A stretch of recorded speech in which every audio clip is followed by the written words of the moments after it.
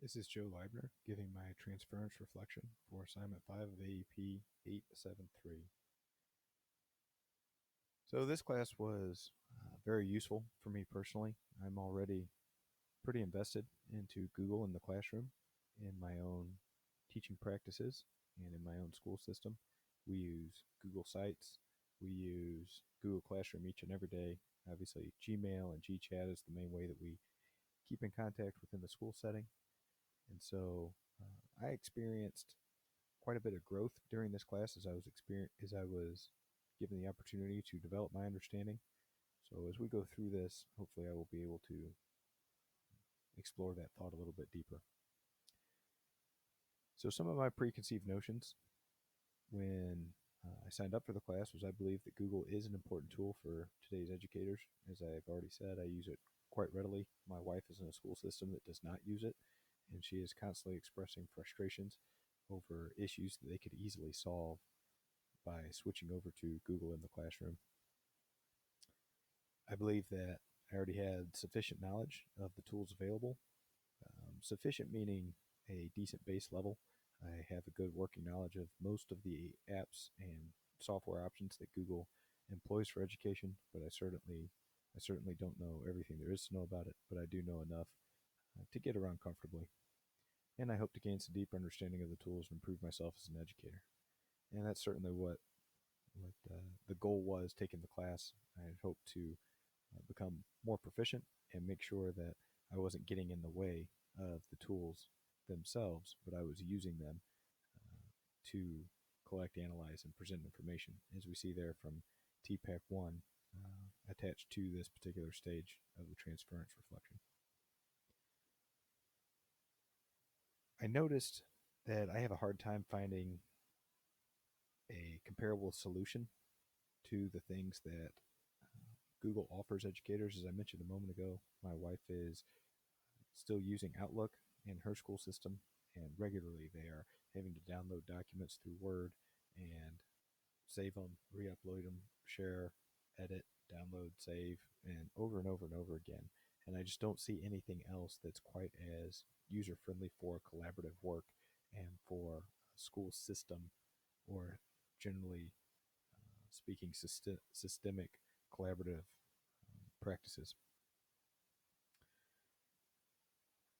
I did grow quite a bit in my knowledge, particularly with Google Sites and some of the feedback opportunities you have through some other things within the Google apps, such as direct comments, which I'll address here in a moment.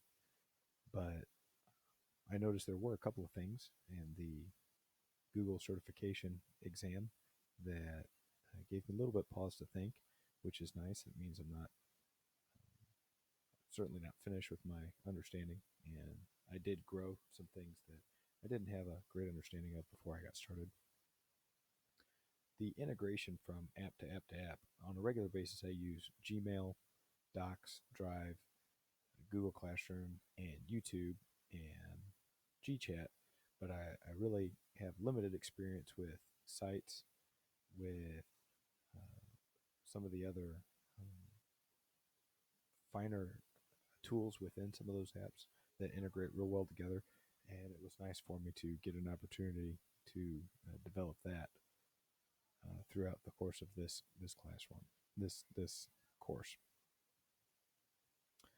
As far as the conjecture stage, as soon as Google or as Google continues to develop its software and generate new tools, it is important for educators today to continue to develop their understanding and to grow in knowledge and practice. And obviously, the standard there that's attached for that. Um, it's important for me to guard against that confidence that I have with my ability to do things, and to make sure that I'm continuing to learn and to grow, rather than just say, well, I know what Google was 5 years ago and that's good enough for me. Their apps and software are updating all the time.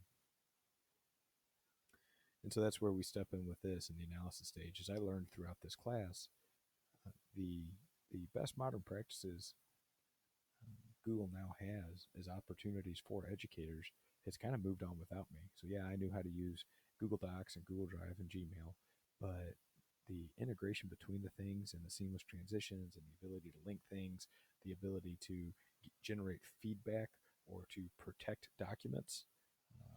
Some of those things are a little bit new to me because I really haven't tried using them or learned about them through exploration in the past several years. And so this was a wonderful opportunity for me. One of the other things that I caught myself coming across through our reading or through some of the discussions in classes is technology an end itself? Is it just replacing the worksheets in the classroom and we're saying, okay, now do this practice, do this worksheet, just do it on Google Classroom?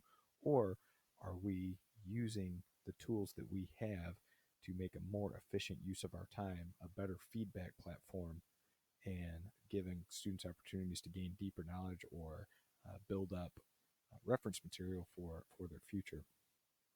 And I think that's that's the key to the end of the point there is the technology isn't an end. It's not let's use this so that I can say I use technology today. It's let's use this because it's the best way to deliver the content and gain feedback and understanding of the students and their learning. And so obviously those standards down there at the bottom are where this ties in. ISD 1A, professional learning goals to explore and apply pedagogical approaches made possible by technology and reflect on their effectiveness. That's got to be a key for me. I've got to make sure that I'm continuing to grow and continuing to learn and to grow within these apps, not just within my content knowledge for my classroom.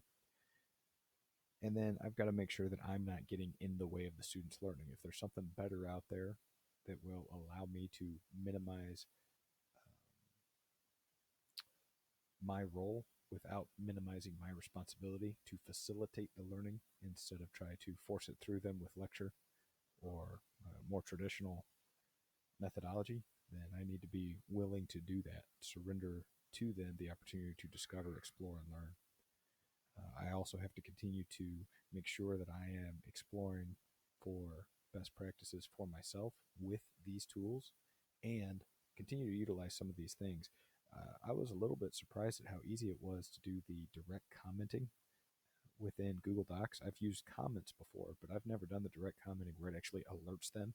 And then I've certainly not linked it to another resource form as we had to do in the uh, Google Google Educator exam. I thought that was just wonderful. I do think that there's some value to continuing on with the Google Education certification because that will kind of force me to develop my understanding and become more proficient and more comfortable with these things. And I've got to just keep reminding myself I am never done learning and gaining tools to help my students. That's what it's about. And as long as they're continuing to learn and grow, I have to do the same. The students that I have today are not the students I will have in 10 or 15 years. Therefore, the knowledge I have today cannot be the knowledge I have in 10 or 15 years. And so, again, you see the standards there that are attached that I believe go hand in hand with this. So, thank you for the opportunity to take the class, and I look forward to seeing everybody else's transference reflection. Thank you.